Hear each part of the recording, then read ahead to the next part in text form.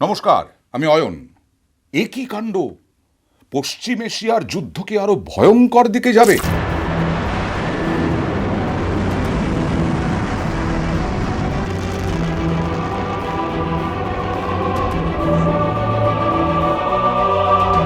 কারণ খার্গ আইল্যান্ড, যে খার্গ আইল্যান্ডে হামলার হুঁশিয়ারি দিয়েছিলেন ডোনাল্ড ট্রাম্প, 12 ঘন্টা বাকি ছিল সেই হুঁশিয়ারির ডেডলাইন।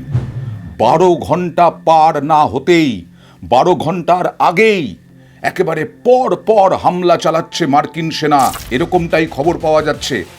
খার্গ দ্বীপ হচ্ছে ইরানের অর্থনীতির মূল ভিত্তি, আর সেই খার্গ দ্বীপে যদি হামলা চালানো হয় তাহলে ইরান কি চুপচাপ বসে থাকবে? আপনাদের মনে করিয়ে দিই, গত বৃহস্পতিবার হোয়াইট হাউস থেকে দেওয়া এক ভাষণে ডোনাল্ড ট্রাম্প দাবি করেছিলেন ইরানের মিসাইল লঞ্চার শেষ হয়ে গেছে, ইরানে তাদের ড্রোন ক্ষেপণাস্ত্র ছোঁড়ার ক্ষমতা নাটকীয়ভাবে কমে এসেছে, এবং তিনি বলেছিলেন, হুঁশিয়ারি দিয়ে বলেছিলেন যে আগামী 2 থেকে 3 সপ্তাহের মধ্যে ইরানকে এমনভাবে আঘাত করা হবে যে তারা প্রস্তর যুগে ফিরে যাবে। ইরান পাল্টা হুঁশিয়ারি দিচ্ছে। ইরান কি বলেছে জানেন? ইরান বলছে ওয়াশিংটন ইরানের প্রকৃত যে সামরিক শক্তি সে সম্পর্কে কিছুই জানে না। আমেরিকা যদি কয়েকশো বছরের ইতিহাস হয়, 250 বছরের ইতিহাস, তাহলে ইরান 6000 বছরের পুরনো এক সভ্যতাকে হুমকি দিচ্ছেন। ইরান পাল্টা হুঁশিয়ারি দিল, ইরানের নাকি কতটা সামরিক শক্তি তা নাকি ডোনাল্ড ট্রাম্প জানেনই না, এবং ইরানের পক্ষ থেকে বলা হচ্ছে যে মাত্র 250 বছরের ইতিহাস নিয়ে আপনারা 6000 বছরের পুরনো এক সভ্যতাকে হুমকি দিচ্ছেন।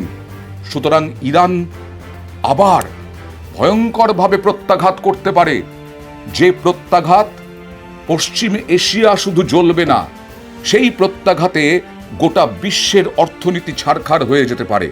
হরমুজ প্রণালী, সেই হরমুজ প্রণালী নিয়েই তো যত কাণ্ড।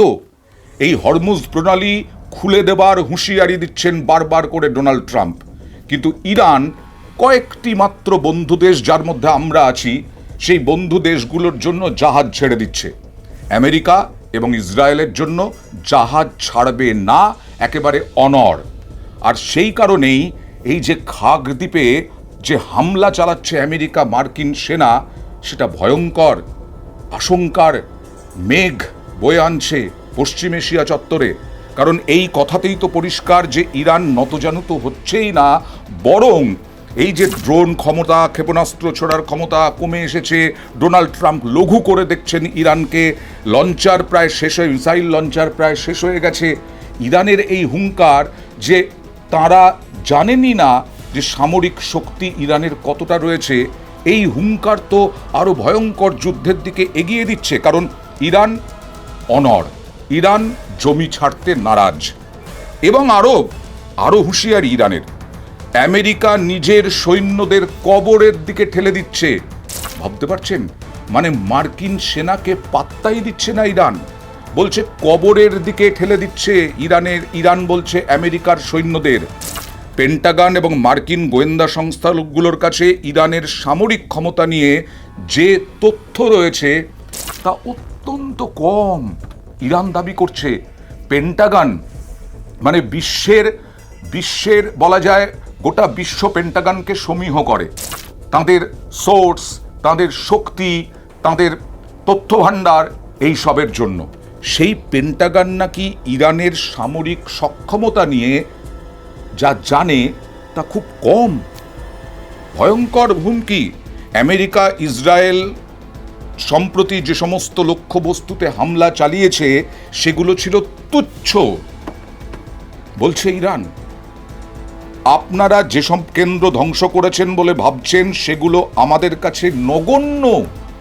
হ্যাঁ, ইরান বলছে আমাদের কৌশলগত সামরিক উৎপাদন এমন সব জায়গায় চলে যার হদিশ আপনারা কোনো দিন পাবেন না, এবং সেখানে পৌঁছনো আপনাদের পক্ষেও সম্ভব নয়। আমেরিকাকে, ইসরায়েলকে এইভাবে হুঁশিয়ারি দিচ্ছে ইরান। তার মানে আমেরিকা, আবার বলছি, ডোনাল্ড ট্রাম্প তো বাঘের পিঠে চড়ে বসেছেন, সেখান থেকে নামার উপায় নেই। ইরান কোনোভাবেই নতজানু হবে না তাদের শর্তগুলো পূরণ না হলে পরে, অর্থাৎ ক্ষতিপূরণ চায় এবং ইরানের পরমাণু শক্তির কোনো রকম প্রয়োগ হবে না সেটা ইরান বলেছে, কিন্তু পরমাণু কর্মসূচি চালিয়ে যেতে দিতে হবে।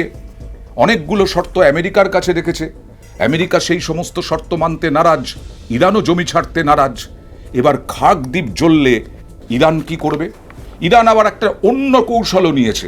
বলেছিলাম না 10 লক্ষ তরুণকে নামানো হয়েছে সেনাবাহিনীতে। এবং খার্গ দ্বীপ শুধু নয়, ইরানের যে সমস্ত বিদ্যুৎ কেন্দ্র আছে, পাওয়ার স্টেশন আছে, সেই পাওয়ার স্টেশনগুলোতে হামলার হুমকি ডোনাল্ড ট্রাম্প আগেই দিয়ে রেখেছেন।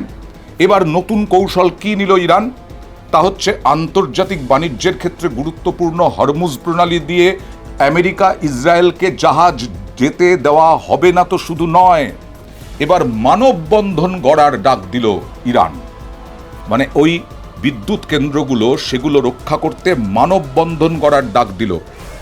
মানব শৃঙ্খল গড়ে দেশের গুরুত্বপূর্ণ বিদ্যুৎ কেন্দ্রগুলিতে যাতে আক্রমণ না শানাতে পারে, যাতে মানুষ হত্যা না হয়, মানুষ হত্যা না করতে পারে আমেরিকা, তার জন্য ওই বিদ্যুৎ কেন্দ্রগুলোতে যুবদের, তরুণদের পাহারা দেওয়ার আবেদন জানালো।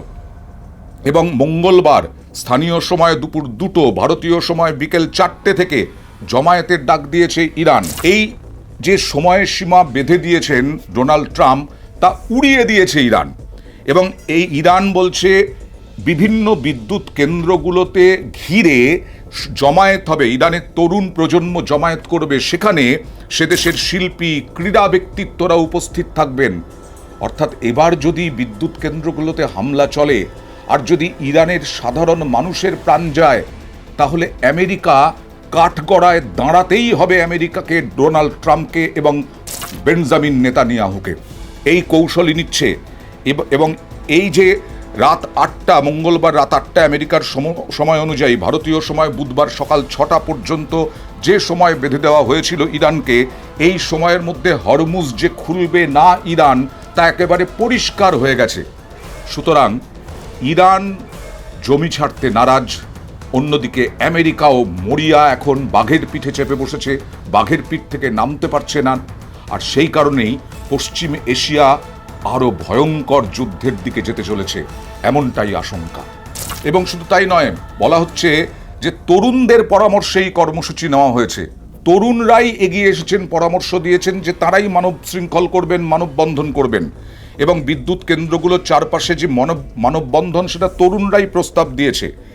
উজ্জ্বল ভবিষ্যতের লক্ষ্যে ইরানের তরুণদের মানববন্ধন কর্মসূচির নাম হচ্ছে এটাই। এবং এটা করছে ক্রীড়া এবং যুব কল্যাণ মন্ত্রক ইরানের।